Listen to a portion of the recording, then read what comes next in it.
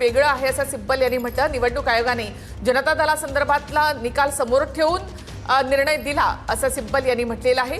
काही पक्षांमध्ये 10-10 वर्ष निवडणुका होत नाहीत असं सिब्बल यांनी म्हटलं। जनता दल सपामधील फूट आणि आमचं प्रकरण वेगळं असल्याचं सिब्बल यांच्याकडून म्हटलं जातंय। निवडणूक आयोगाने तथ्य तपासून निकाल का दिला नाही असं सिब्बल यांनी युक्तिवादादरम्यान म्हटलंय। नोटीस दिल्याशिवाय आयोग कोणताही निर्णय घेऊ शकत नाही असं सिब्बल यांनी म्हटलेलं आहे। निवडणूक आयोगाने तथ्य तपासून निकाल का दिला नाही असा सवाल सिब्बल यांनी केलाय। एसआर बोम्मई केसचा सुद्धा सिब्बल यांच्याकडून दाखला देण्यात आलाय। निवडणूक आयोगाने तथ्य तपासून निकाल का दिला नाही असं सिब्बल यांच्याकडून म्हटलं जातंय। नोटीस दिल्याशिवाय आयोग कोणताही निर्णय घेऊ शकत नाही असं सिब्बल यांचं म्हणणं आहे।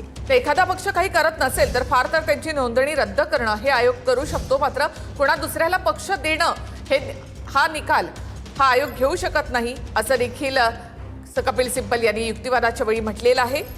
नोटीस दिल्याशिवाय आयोग कोणताही निर्णय घेऊ शकत नाही, आम्हाला अशी कोणतीही नोटीस दिली गेली नाही असं देखील सिब्बल यांनी म्हटलेलं आहे। संघटनात्मक रचनेवरून घटना चुकीची ठरू शकत नाही। निवडणूक आयोगाने तथ्य तपासून निकाल का दिला नाही असं सिब्बल यांच्याकडून म्हटलं जातंय। नोटीस दिल्याशिवाय आयोग कोणताही निर्णय घेऊ शकत नाही असं सिब्बल यांच्याकडून म्हटलं जातंय। पक्षाची घटना, संघटनात्मक रचना या दोन वेगवेगळ्या गोष्टी आहेत। संघटनात्मक रचनेवरून घटना चुकीची ठरू शकत नाही असं सिब्बल युक्तिवादादरम्यान म्हणतात। नोटीस दिल्याशिवाय आयोग कोणताही निर्णय घेऊ शकत नाही आणि आम्हाला अशी कोणतीही नोटीस दिलेली नाही असं देखील कपिल सिब्बल यांनी युक्तिवाद करताना म्हटलेलं आहे। हा एक महत्त्वाचा मुद्दा यामध्ये आहे। नोटीस दिल्याशिवाय आयोग कोणताही निर्णय घेऊ शकत नाही। पक्षाची घटना, संघटनात्मक रचना या दोन वेगवेगळ्या गोष्टी आहेत असं सिब्बल यांच्याकडून युक्तिवादादरम्यान म्हटलं जात आहे। निवडणूक आयोगाकडून कोणतीही नोटीस देण्यात आली नाही असं सिब्बल यांनी म्हटलेलं आहे। एखादा पक्ष काही करत नसेल तर आयोग फक्त नोंदणी रद्द करू शकतो, पक्षच कोणाला उचलून देऊ शकत नाही असं सिब्बल यांनी म्हटलं। नोटीस न देता निर्णय घेण्यात आला, खरं तर हे आमच्या फेवरमध्ये आहे कारण आम्हाला नोटीस दिली गेली नाही असा युक्तिवाद सिब्बल यांनी केलाय। या युक्तिवादामध्ये आतापर्यंत काय काय झालेलं आहे पाहूयात। जनता दलाचा निर्णय आम्हाला लागू होत नाही, सिब्बल यांनी युक्तिवादादरम्यान म्हटलंय। गेल्या 4 वर्षांमध्ये अनेक पक्षफुटीची प्रकरणं पाहिलेली आहेत असं कपिल सिब्बल म्हणाले।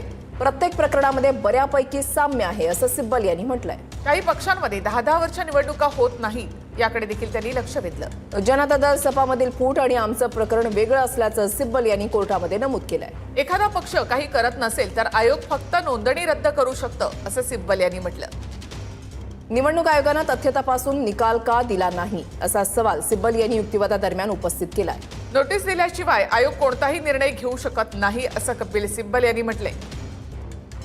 पक्षाची घटना, संघटनात्मक रचना दोन वेगवेगळ्या गोष्टी असल्याचं सिब्बल यांनी युक्तिवादादरम्यान म्हटलंय।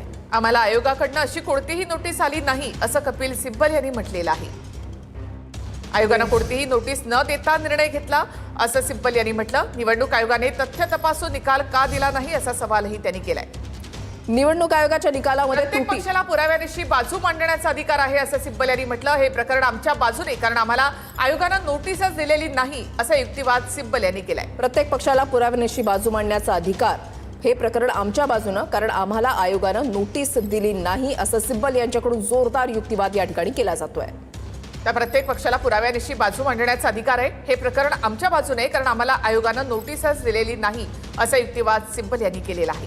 निवडणूक आयोगाच्या निर्णयावर पुन्हा एकदा सिब्बल यांच्याकडून प्रश्न उपस्थित केले जात आहेत। हे प्रकरण आमच्या बाजूने कारण आम्हाला आयोगाने नोटीस दिली नाही असं सिब्बल यांनी युक्तिवादादरम्यान ते बोलतायत। पक्षामध्ये संविधानानुसार निवडणुका घेणं हे देखील एक पर्याय असल्याचं सिब्बल बोलतायत।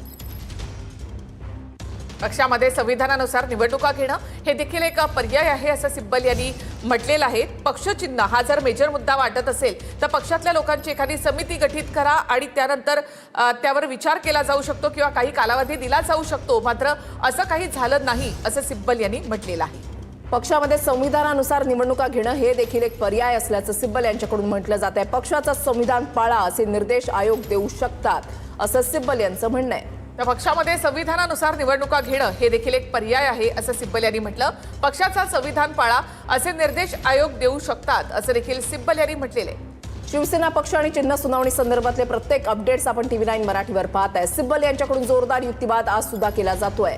पक्षामध्ये संविधानानुसार निवडणुका घेणं हे देखील एक पर्याय असल्याचं सिब्बल युक्तिवादादरम्यान बोलतायत। तर पक्षचिन्ह हा जर एक मोठा मुद्दा वाटत असेल तर पक्षातल्या लोकांची एखादी समिती गठीत करून ठराविक कालावधी त्याला दिला जाऊ शकत होता असं देखील सिब्बल यांनी म्हटलं. मात्र असं काहीच झालं नाही असं देखील सिब्बल यांनी म्हटलेलं आहे. प्रत्येक पक्षाला पुराव्यानिशी बाजू मांडण्याचा अधिकार असल्याचं सिब्बल यांच्याकडून बोललं जात आहे. हे प्रकरण आमच्या बाजूनं कारण आम्हाला आयोगानं नोटीस दिली नाही असं सिब्बल यांच्याकडून युक्तिवादादरम्यान बोललं जात आहे. तर प्रत्येक पक्षाला पुराव्यानिशी बाजू मांडण्याचा अधिकार आहे. पक्षामध्ये संविधानानुसार निवडणुका घेणं हे देखील एक पर्याय आहे असं सिब्बल यांनी म्हटलेलं आहे. पक्षाचा संविधान पाळा असे निर्देश आयोग देऊ शकलं असतं असं देखील सिब्बल यांनी म्हटलेलं आहे. सिब्बल यांच्याकडून 10व्या परिशिष्टाचा उल्लेख या ठिकाणी करण्यात आलेला आहे. त्याच्यानंतर त्यांच्याकडून जनता दलाचा सपाचा दाखला देखील या ठिकाणी दिला जातोय आणि शिवाय SR बोम्मई केसचा दाखला देखील त्यांच्याकडून या ठिकाणी दिला जातोय. आणि असं असताना त्यांच्याकडून पुन्हा एकदा निवडणूक आयोगानं जे निर्णय घेतलेले आहेत शिवसेना पक्ष आणि चिन्हासंदर्भातले त्यावर प्रश्न उपस्थित केले जात आहेत. तर काही वादाचा मुद्दा असेल तर आयोग फार तर फार सूचना देऊ शकते. पक्ष आणि चिन्ह कोणाला देऊ शकत नाही. मात्र आयोगाने सरसकट पक्ष आणि चिन्ह शिंदेना दिलं असा युक्तिवाद सिब्बल यांनी केलेला आहे.